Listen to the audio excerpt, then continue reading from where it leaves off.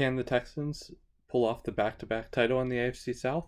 Or will the AFC South as a whole just turn into a division similar to that of the NFC East, where literally every single team has at least a shot or a hope of pulling off that division title year in and year out?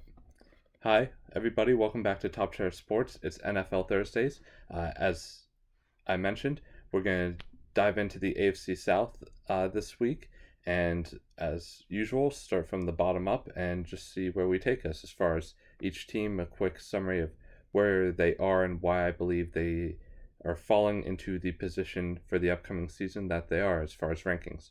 So, with that, last in the AFC South for the 2019-2020 season, I have the Tennessee Titans.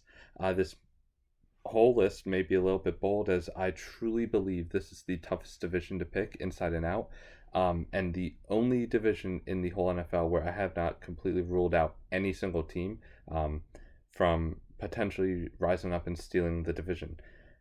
So with that, why do I have the Tennessee Titans in last? Well, I see everybody in this division splitting most games with each other throughout the season. However, unfortunately for the Titans, their kryptonite is in the same division as them, and that is Andrew Luck. The man is unstoppable versus team. He always has great games when he gets to play versus them, and I don't really see that stopping soon. I don't think the Titans have done enough defensively or offensively to pull off those games versus the Colts.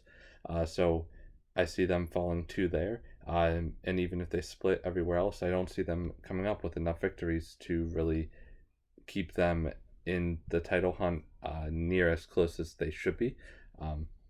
I think Mariota is a good fit for this team, but he's still developing a lot. I'm not saying he doesn't have talent, but he still has a while to go. And he'll get them a decent amount of wins, but he doesn't have that many weapons.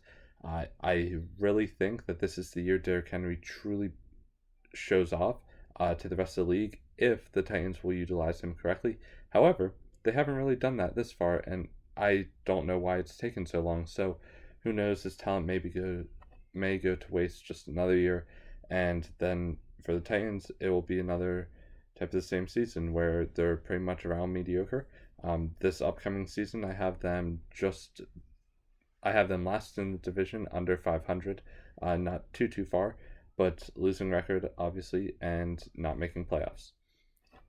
Third in the division, I have the Jacksonville Jaguars. So I have these two flipping based off last season's final rankings or final standings.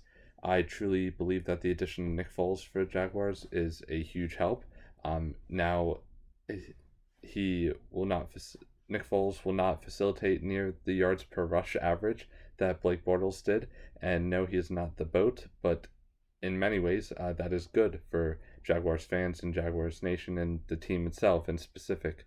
I expect a lot less dumb mistakes to happen, especially in timely situations, whether they are stupid throws or turnovers themselves.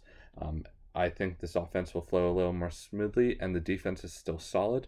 However, I have the Jags still with a losing record, or right around 500, coming in third in the division, and I look for them to really improve or figure out the receiving depth that they have on their team and pretty much finalize that and figure out where they want to go with that in the upcoming years, whether it's making one of those guys stand out as a true star or maybe making a move for somebody who might have a little more veteran status and can teach them a little bit more for the upcoming seasons.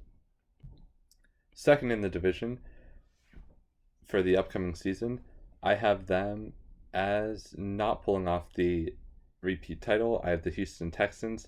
The Texans went on quite the hot streak early in the season last year, and it was enough to maintain the division title for them.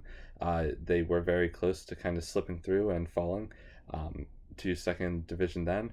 I don't think they will pull off the back-to-back title. I think that they won't go on quite the hot streak, and therefore they will still rack up a decent amount of wins, but not enough to get them to first. The defense, when healthy, is a scary one to face, especially the power of their pass rush.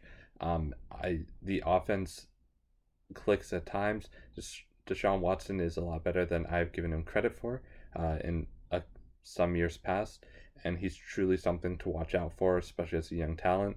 DeAndre Hopkins is such a threat for any defense facing him, and there's a lot of bright points in this team, and I expect them to end with a second in the division, winning record.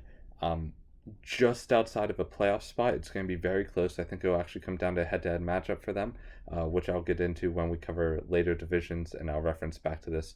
So I have them just outside a playoff spot. Very possible that they sneak in as the sixth wild card, or the second wild card, sixth rank in the AFC in my mind. So that's definitely something to keep an eye out on.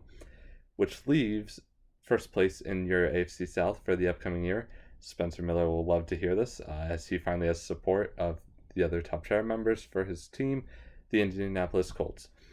This team had one of the hottest finishes in the league last year pending their playoff exit. Andrew Luck made, as much as we may make comments or joke about how he has some serious injuries in his past and staying healthy can be a problem for him, I think, knock on wood, he will play most of the season, and if not all, and is easily one of the best quarterbacks in the league when he is healthy. So I look for him to lead the Colts to their first division title in a few years. This offense could add a little bit more depth in the form of a star running back, but their young duo last year held well for them, especially during their win streak. So maybe one of them can really break out, or best case scenario for the Colts, both of them will break out and they form one of the most lethal committees, or running back committees in the league.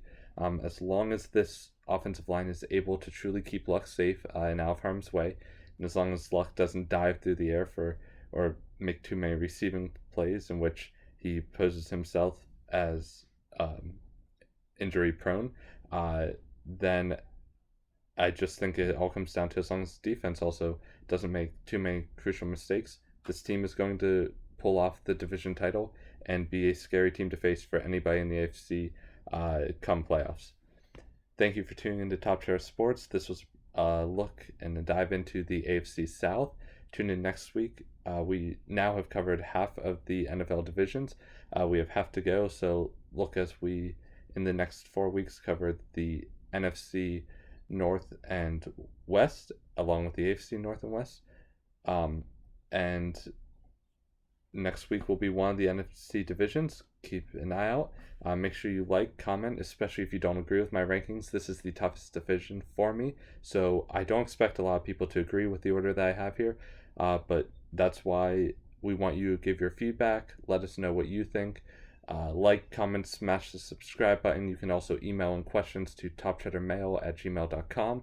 Whatever you guys are feeling, however you want to get in touch with us, we love the views and we love the support. Thanks, guys.